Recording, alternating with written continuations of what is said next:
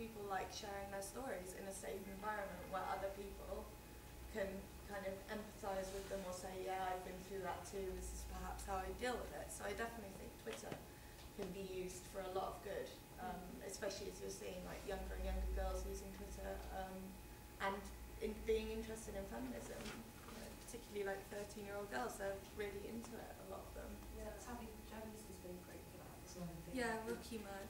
Yeah.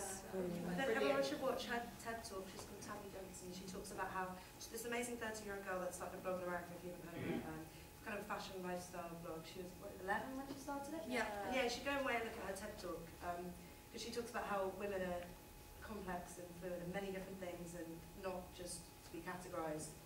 And she works against that with her writing. She also she did a really fantastic interview with Sky Ferreira, and it's quite free-flowing, and it's really interesting looking at Sky Ferreira's like, I think she's about 20 now, and she's been a pop singer for about 2 or 3 years, and it's quite interesting to see what her experiences have been trying to be kind of pigeonholed into this sweet kind of girl next door thing, and her kind of bucking against that, and then people kind of slut-shaming her for that. So yeah, that's a really interesting interview.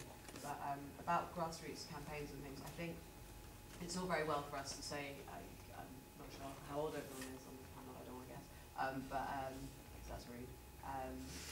But yeah, I'm 25, and I know it's all very well to say, oh, youth has got, worse, and everything's worse now than it was in my time and stuff.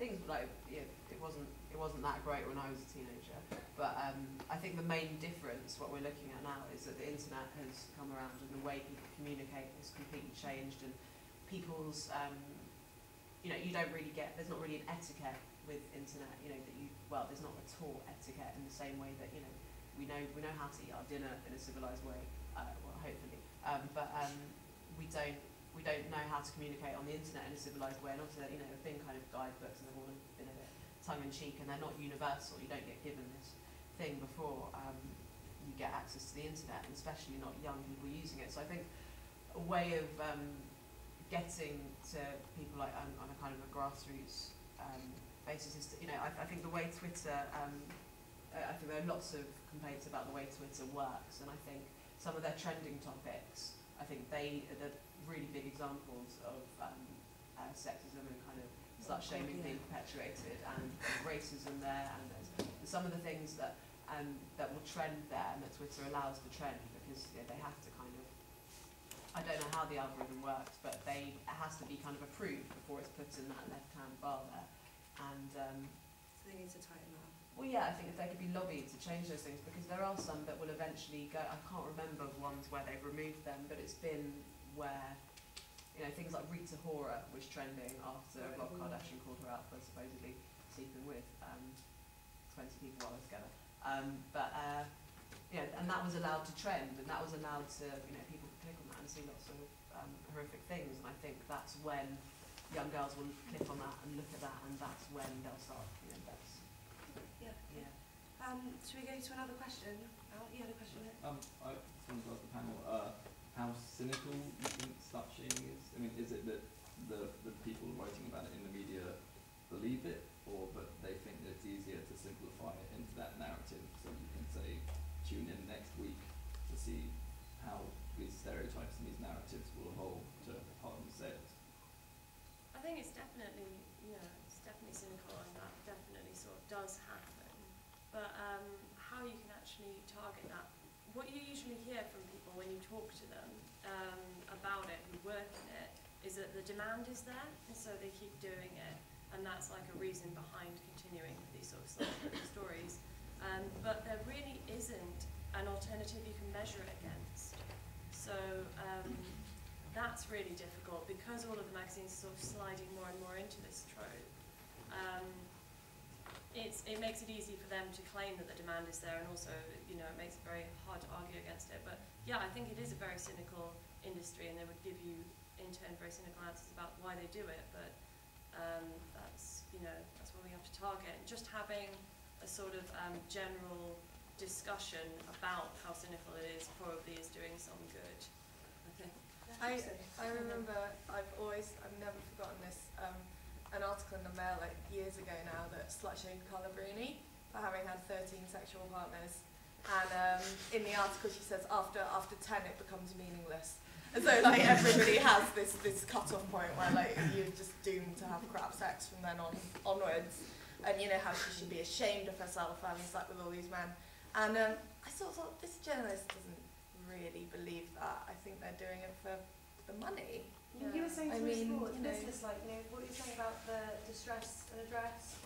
That's what Grazia call her front page, distress and address, because it's always of a woman kind of looking very dolled up and, you know, on the verge of a nervous breakdown. Or neutral, or just neutral. Yeah, possibly on the verge. Yeah, yeah, they actually call it distress and address, which is really nice.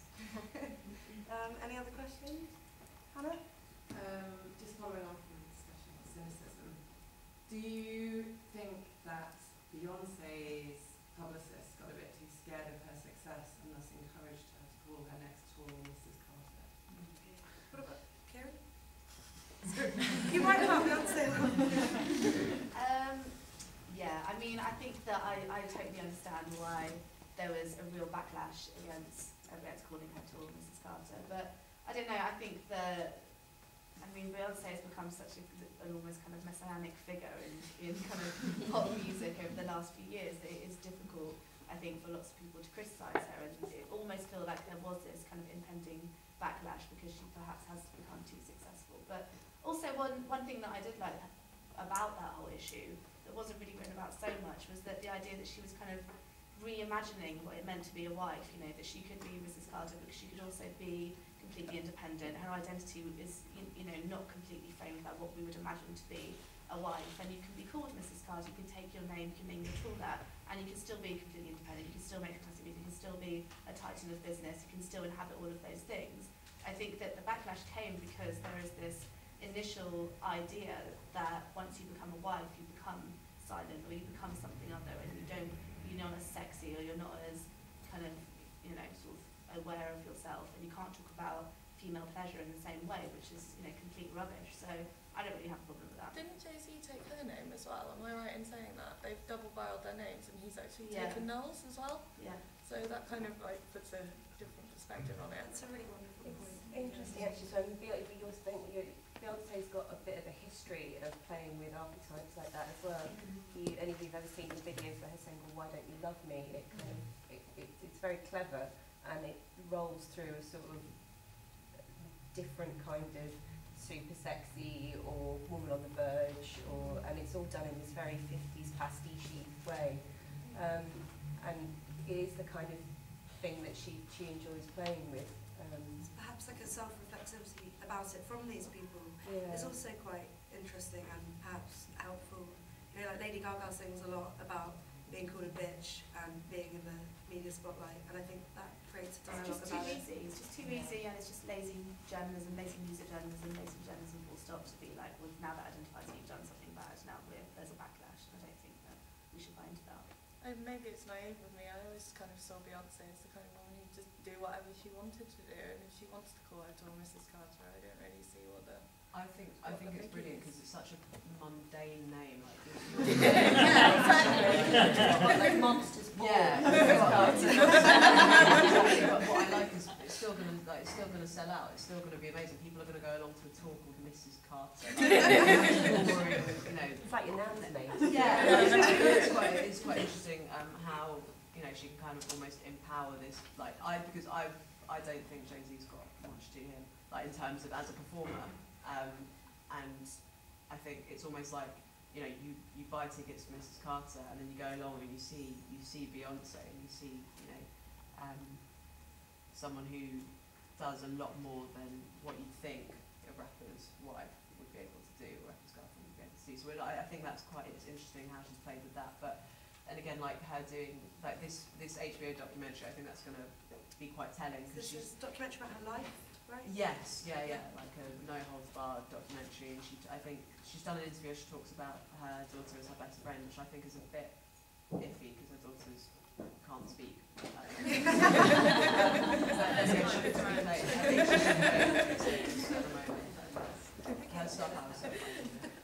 Any other questions or comments or at the back? I have a question for Rhiannon. You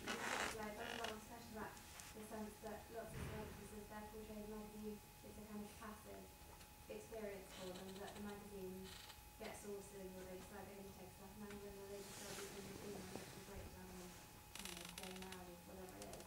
And then you've got somebody like Rhiannon who has such a huge following but also has, I saw a thing on her social media account where she was naked and pants off and bra and she does a lot of that and she has it feels like she kind of puts her own voice out there quite a lot, but that creates its own problematic thing where she's a victim of abuse and she's living her life in a way that is I'm sure for some people troubling and for others it's an authentic expression of what it is. And I don't quite know how to phrase this, but what do you think is the balance between the kind of a celebrity's right to have kind of an authentic life and their responsibilities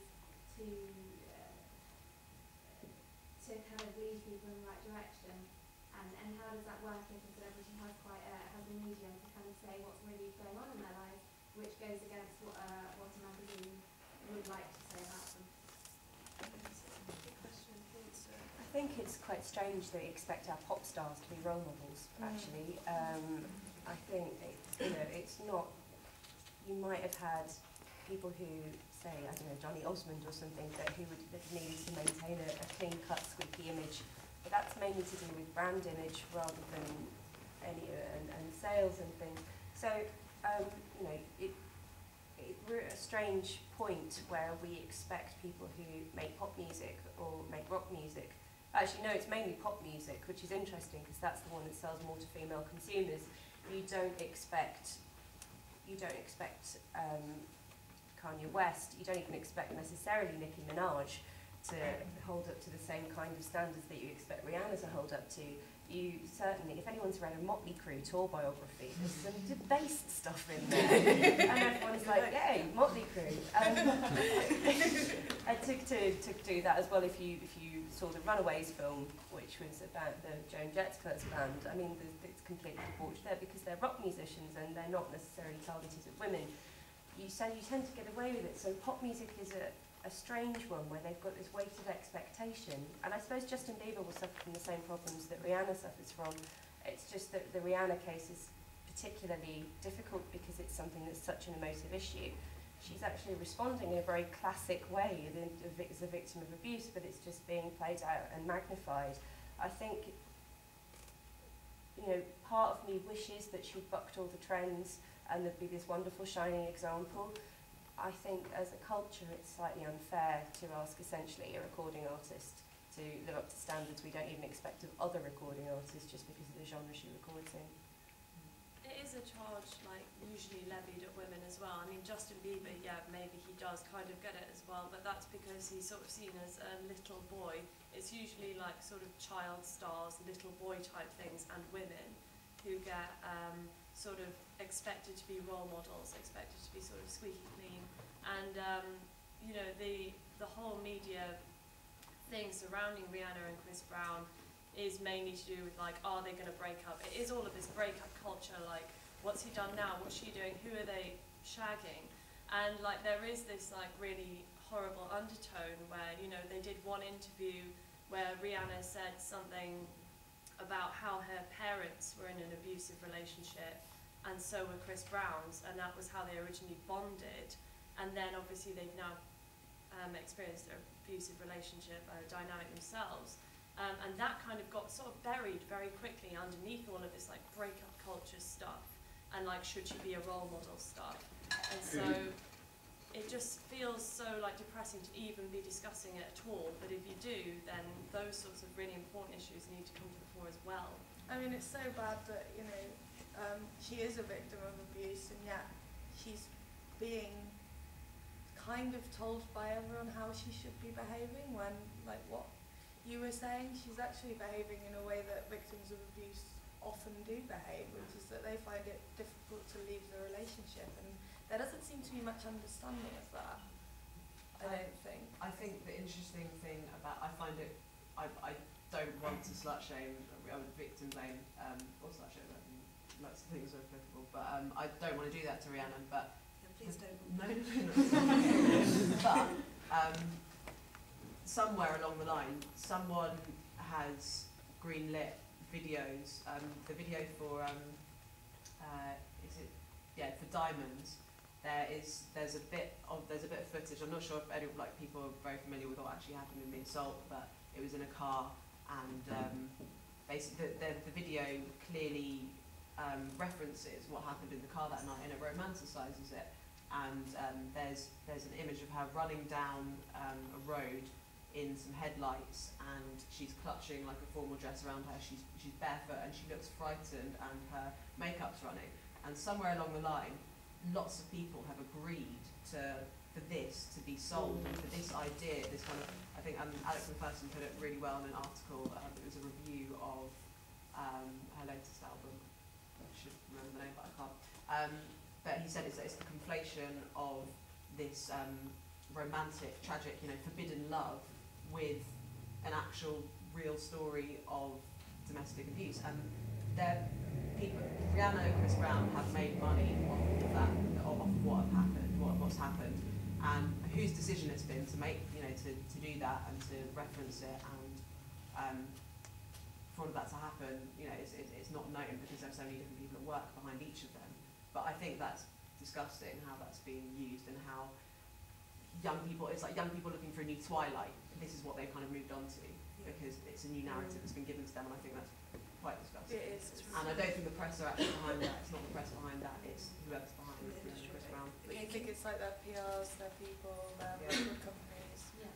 You wrote about this, you had a conversation in The Guardian about this. What was your if you could kind of summarise what your thought was? Yeah, I think as a music journalist, there is kind of an understanding about the whole infrastructure that surrounds artists like Vic, about a management team, about record label execs, about videos, all this kind of people that are making decisions. And I think that on one hand, yes, I think that you're right about what you say about her actually being very authentic in the way that she's responded, because of course victims of domestic abuse don't act in a black and white way. And I think there was an overwhelming pressure, even from the people in her team, for her to speak out about this and be a poster girl. And I think that that's what people really wanted from her, and she sort of rejected that because she tried to transcend that idea of being a victim, and she tried to have this voice. And as problematic as we might find that voice of being with Chris,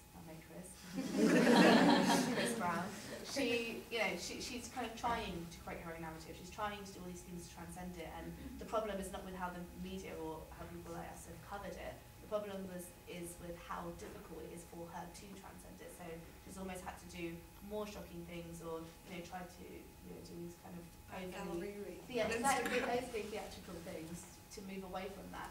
And that's the problem there. Let's take one more question, and then we can have a drink.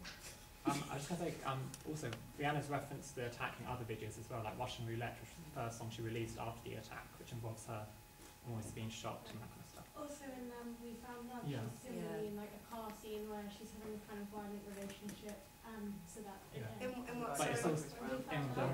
yeah, Oh, We Found right, Love. okay. But it's also quite interesting because she doesn't really write any of her own songs, unlike Beyonce, who kind of claims to write her own songs. And Taylor Swift writes 100%. Yeah, and so I think it's also interesting that she's choosing to express herself through Twitter and through these videos, because maybe she doesn't have any other avenue to express them. But what I wanted to know was more about Chris Brown and how he's managed to kind of get away with it, essentially, in a way that when I was younger, if someone did that in the media, I think their career would have been ruined. I don't really think there's been any kind of... I don't know. Look at Ike Turner, look at Phil Spector. Charlie John Sheen. Lennon. I have to say, the whole Rhiannon Chris Brown thing is a whole other panel discussion. So is there one more question? Yeah, can we take one more general question? Wondering what the panel thought, or whether they thought there was a relationship between the proliferation of pornography, specifically online, and slut-shaming. I know we touched on Teresa and the sex tape there, and I don't know whether people thought there is a relationship between the two, and if so, what you can do to counteract that, or work against it. I think it's access. I think it's the same in anything. It's you don't just have faster access to consume media. You also have faster access to create media. If Gutenberg had managed to distribute a printing press to everybody, it probably would have happened sooner, as in hundreds of years sooner. I think the same thing with stuff that's being professionally produced, whether that's a gossip magazine or porn being produced in Sacramento or whatever, and or if it's an amateur production, so a celeb gossip blog and pictures of someone's sex tape, the distribution model is there and everyone can get their hands on it. So I think that what we have are unfortunately not the best human impulses, but long-standing human impulses, conversations that are already happening. It's just now we have this massive global distribution thing that anyone can get their hands on, and it's just cranked the volume up massively. I think there's a much more direct link between sort of social media and slut-shaming, really. Having, I have 3 younger siblings, and 2 of whom are teenage girls at the moment, and one who did get into quite a lot of trouble with her school surrounding this, being a victim of it. And I think, in my experience of seeing it, it very much happens on social media in a way that sort of Facebook and Twitter obviously was sort of very much fledgling or not at all there when I was a teenager. And now seeing, having had to go through a lot of Facebook messages and tweets between teenagers, when this happened with my sister, I have to say that it's that sort of availability, more than the availability of porn, that I think is really putting pressure onto people. People are talking to each other all the time. There are huge networks of people at schools, people who have never met each other but have passed each other in the corridors, who might think in their head you're fit, and then they say it online because it's kind of anonymous, and then there's this pressure on, and then everybody's got BB Messenger, and I think that sort of pressure that's always there, it's 24/7, no one switches their phone off anymore, nobody switches off their laptop. That sort of thing is where I see slut-shaming coming from, much more than porn. I think, but isn't that because, if you ask a guy, they say the same thing. But a lot of men watch porn, and I think I would agree, I think there is a relationship between porn and slut-shaming. I think I was at a bus stop the other day and there was a teenage boy with a girl, and he had cheats or his phone, and he had porn on his phone, and she was sort of saying, "Oh my God, what are you looking at?" And he was a bit embarrassed, but I think they do, that it is everywhere. Maybe they're a lethal combination, these social networks and all of this. I mean, it does encourage a narrow view of women, I think you're right. And I think particularly the prevalence of violent pornography and hardcore pornography, there's a definite link there to this kind of what the media like to call lad culture. And I mean, we're seeing young men using increasingly violent terms to describe sex. So, whilst previously it'd be, I'd like to shag her or whatever, it's now becoming I'd split her in two, I'd ruin her, I'd destroy her. And, this is becoming slang that people are actually using. Yeah. And that is something that I think there's a definite link with hardcore pornography there. I think, not to reiterate the Rhiannon Chris Brown stuff too much, but you definitely saw that sort of language coming into play when people were tweeting saying, Chris Brown can beat me up, if you know what I mean. Yeah. Or he can smash me. And this was teenage girls saying this, and where are they getting this language from? But I think it's also about what I was going back to about talking about sex and talking about pleasure in a real way. I think that slut-shaming comes from this idea that women that enjoy sex are sluts. Yeah. And I think that women enjoy sex, and it's fine to talk about that, and it's fine to talk about getting fingered or whatever, and that doesn't mean that you're a slut. And I don't think that message is clear enough. I do think that we need kind of a sort of a dialogue that exists where people feel like they can talk about those things openly, and I think that sort of feeds in. Okay, sorry, actually, I think we've got to stop now, and I want to end on that anyway because it's a positive. I want to jump on a positive point while we have one to end on, rather than Rhiannon and Chris Brown maybe. Just because we're out of time, I know we could talk all day. Because also this is a topic goes off down so many avenues, and I think that's why it's interesting. It's intersects with a lot of things that are going on in the media other than just celebrity breakups, but it's a good start, and it's been quite interesting. I hope you found it interesting. So I just want to say thank you very much for coming. You want to say? Yeah, sure. Well, I just want to ask everyone to join me in a round of applause to thank our great panel.